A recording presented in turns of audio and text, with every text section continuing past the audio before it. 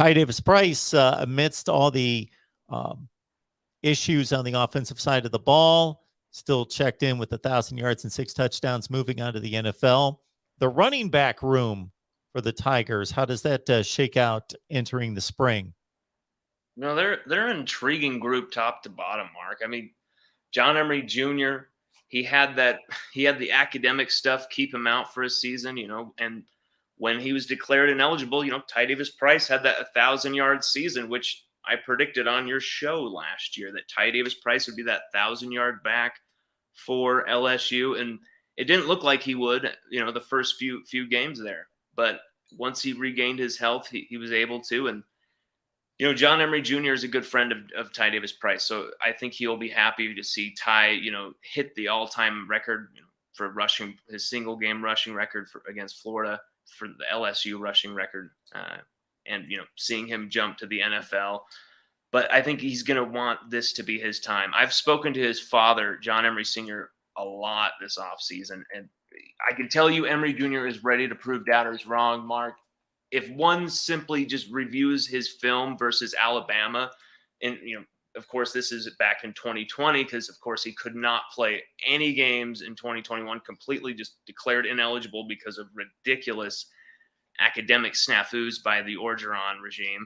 But if you look at his film against Alabama in 2020, if you look at his film against Oklahoma in the 2019 Peach Bowl, actually the college football playoff semifinal, and then, against Vanderbilt in 2020, where he's jumping over guys, you'll agree LSU have a wonder back on their hands if he can stay on the field. That's academically, that's health-wise as well. But, Emery should start for this team if available, just on paper. But there's twin sophomore friends, Corey Keiner and Armani Goodwin, who are both just powerhouse talents.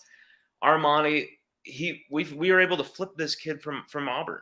And he comes to LSU, and he's partnering up with his buddy from Ohio, Corey Keiner, Mr. Ohio football, Corey Keiner.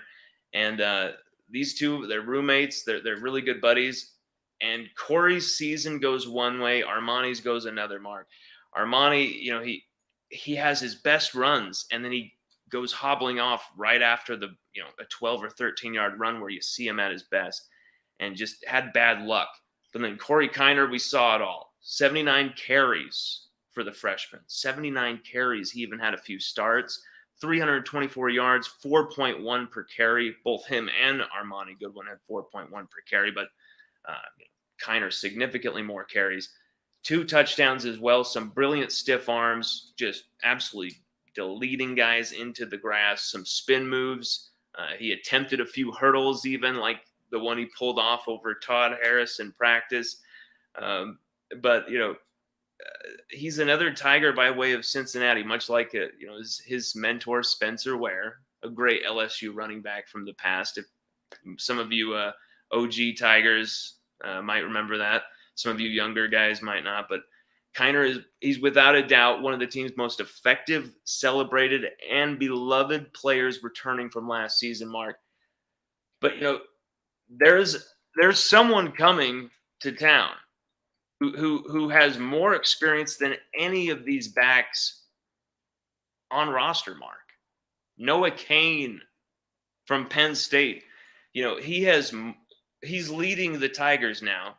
The second he comes on the roster in appearances with 24, with rushing yards with, I think it was 806 total rushing yards, with touchdowns with 12.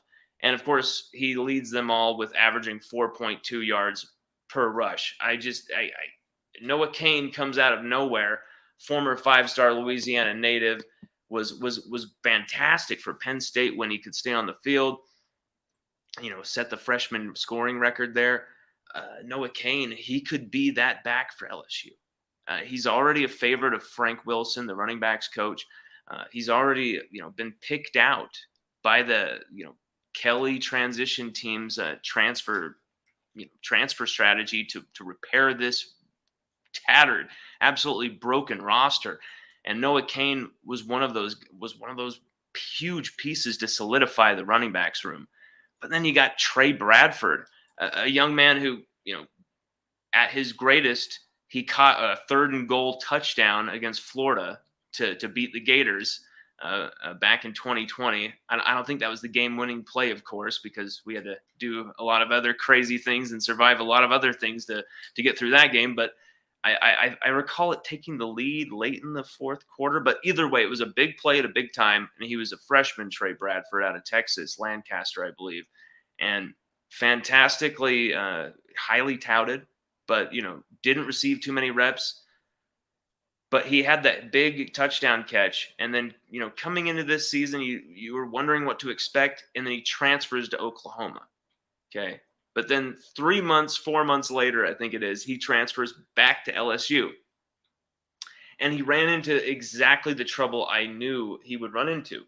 He wouldn't be eligible for the season, and it turned out he missed nearly 3/4 of the season. It was even a miracle to get him on the field for 2 rushes and 11 yards. It was.